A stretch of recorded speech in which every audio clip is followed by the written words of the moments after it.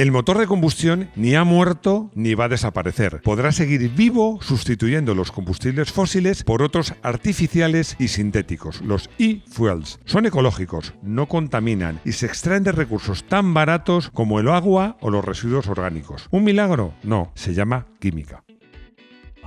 Bienvenidos a Garaje Hermético. Enciérrate con nosotros.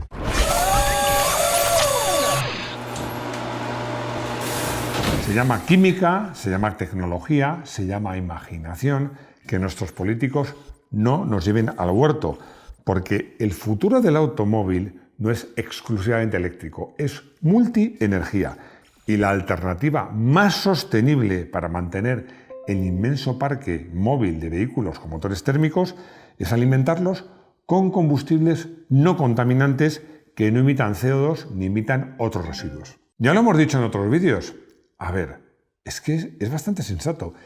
¿Qué es más fácil? ¿Cambiar todos los coches que existen, que es lo que se pretende hacer ahora? ¿O cambiar un combustible o dos combustibles que usan todos los coches que existen? Yo creo que es bastante evidente. Y para eso se han creado los llamados e-fuels, que podemos dividirlos en dos categorías. Los que son extraídos de vegetales, residuos orgánicos, que son los llamados biocombustibles, y los obtenidos sintetizados químicamente de productos no derivados del petróleo, lo que llamamos combustibles sintéticos. ¿Y sabes que tu coche, da igual que sea gasolina o diésel, podrá funcionar con estos combustibles, ya sean biocombustibles o combustible sintético, prácticamente sin hacer ninguna modificación? Vamos a comenzar por los combustibles sintéticos. Eléctrico, sí, pero...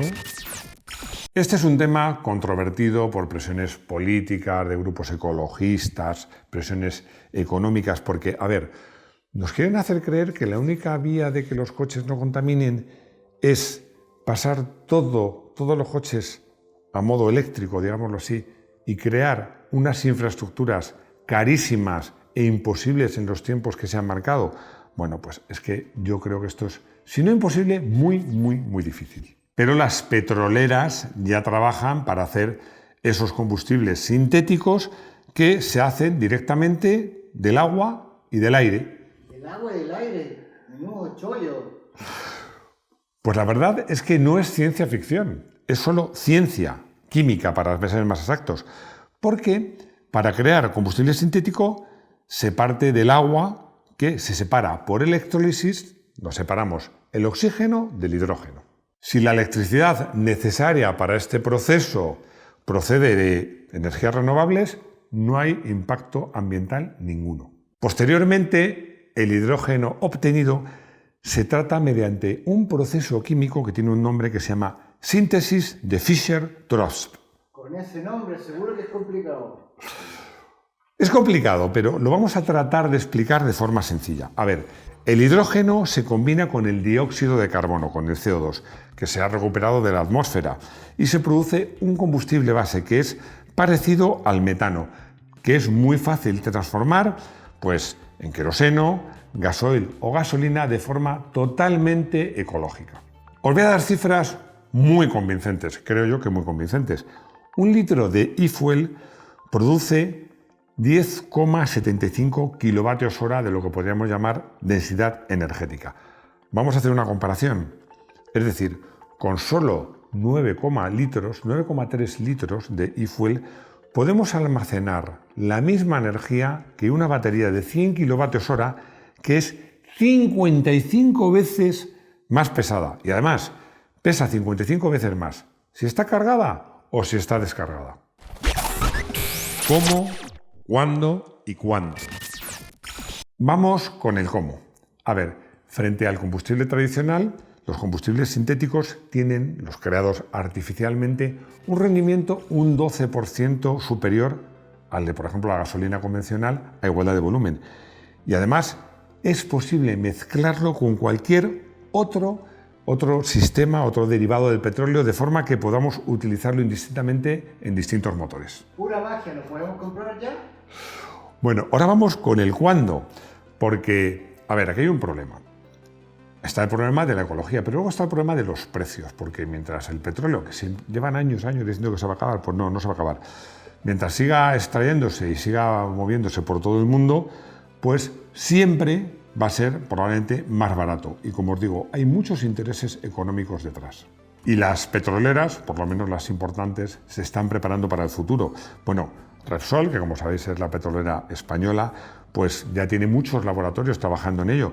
Pero es que hay marcas, que lo comentamos en el caso de Porsche, por cierto, que tiene su planta de experimentación en Chile, que ya está haciendo e-fuel, combustible sintético, y que en 2026 prevé producir 550 millones de litros.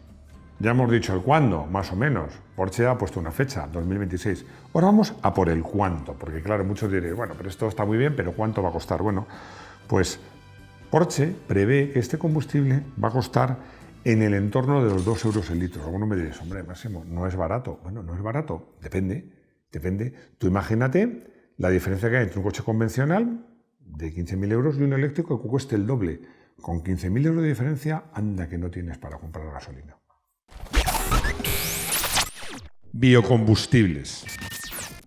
A mí me gusta más llamarlo combustibles alternativos. A ver, esto no es nuevo. Os voy a poner 2 ejemplos. En Brasil, ya hace mucho, yo me acuerdo cuando fui allí, que el olor además era muy especial, porque hacían un combustible que conseguían alcohol a base, que ellos tenían ahí caña de azúcar a lo bestia, muchísima, y siguen teniendo, y hacían combustibles a partir de productos vegetales, no de combustibles fósiles. Y luego también hay otro sistema que se utilizó en momentos de escasez absoluta, que algún día lo explicaré, que era el famoso gasógeno, que eran unos coches que se les ponía una caldera y que a base de casi cualquier cosa que ardiera conseguían pues, producir un tipo de alcohol y que el coche funcionase. Era una cosa muy primitiva, pero quiero decir que antecedentes de esto ya hay. Y no me quiero olvidar de probablemente los más avanzados que fueron los alemanes, porque los alemanes, ya sabéis que en las guerras, de esto no se habla mucho, pero es muy importante no solo tener soldados y tener máquinas y tanques y tal, sino combustibles para moverlos, y ellos no lo tenían. Entonces generaron combustibles sintéticos en base al carbón, que sabéis que en Alemania hay muchísimas minas de carbón. Bueno, con fórmulas químicas que se están volviendo a utilizar en la actualidad. Se les podría catalogar como los inventores de los combustibles sintéticos. He leído por ahí que se puede sacar gasoil de una freidora. ¿Es cierto eso, no? Has leído bien, es que Rodrigo está muy bien informado. Bueno, eso se llama biocombustibles y es conseguir combustibles a base de recursos naturales, pero cuando hablo de recursos naturales ya hablo de la caña de azúcar, ¿no? Pero es que pueden ser residuos orgánicos, tanto de origen animal como sobre todo vegetal. Esta biomasa, que es un compuesto que tiene ahí pues, residuos orgánicos incluso mezclados, a través de procesos mecánicos, térmicos, biológicos, se puede transformar en combustible. Hay varias clases, yo voy a tratar de resumirlo. Los de primera generación se obtienen a partir de cultivos agrícolas, podría ser el caso de los aceites vegetales. Los de segunda generación provienen de los residuos de sus cultivos, también de residuos de industrias agroalimentarias e incluso de la parte orgánica de los residuos urbanos. Bueno, con esto se pueden obtener diversos tipos de alcoholes que se pueden convertir en combustibles aptos para tu coche. Esto, en resumen, es una forma de economía circular y sostenible. Y os preguntaréis que estos combustibles de los que no hace falta materias primas, si funcionan o si es una quimera. Bueno, os voy a decir una cosa que a lo mejor no sabéis. Es el combustible que alimenta a los coches que participan en las carreras del Mundial de Turismos. Por ejemplo, en las 24 horas de Le Mans, que es un combustible que lo proporciona Total Energies y que proviene de los residuos de la producción de vino francesa, que ya sabéis que es uno de los primeros países productores de vino. Todo apunta a que los e-fuels pueden estar listos en un plazo de tiempo no demasiado largo y además un precio que puede llegar a ser competitivo. Esto, además lo hemos dicho muchas veces, que el automóvil. ¿Y los barcos y los aviones qué? Contaminan mucho más. Bueno, la ventaja de este sistema es que esto se puede utilizar como e-gasolina, la que está de moda, e-gasóleo o e-queroseno. Es decir, que se pueden aplicar, como os he dicho, a los coches, a las motos, a los camiones, a los aviones y a los barcos. También se pueden mezclar, porque puede haber un proceso progresivo con los combustibles convencionales, porque en el fondo proceden de otros materiales, pero su composición química es prácticamente idéntica o muy similar. Los e-fuel tienen una ventaja enorme no solo sobre los eléctricos, sino también sobre los coches que se están pensando con hidrógeno. ¿Cuál es? Que la infraestructura es la misma. La infraestructura de almacenaje, de transporte, de distribución que existe hoy para las gasolinas convencionales derivadas del petróleo es el mismo, se puede utilizar el mismo para los e-fuel. Tiene coste cero. ¿Qué es lo que falta? Bueno, porque toda esta tecnología pues siga progresando de forma que se pueda hacer una cantidad suficiente de combustible y a un precio competitivo. Y a partir de ese momento será una alternativa plenamente válida. ¿Cuál es mi consejo? A modo de conclusión, bueno, no te deshagas de tu viejo coche térmico que según las autoridades de ahora es una máquina de contaminar y es antisocial, porque a lo mejor con estos combustibles, biocombustibles y los combustibles sintéticos va a resultar que tu coche es plenamente válido y utilizable en muy poquitos años.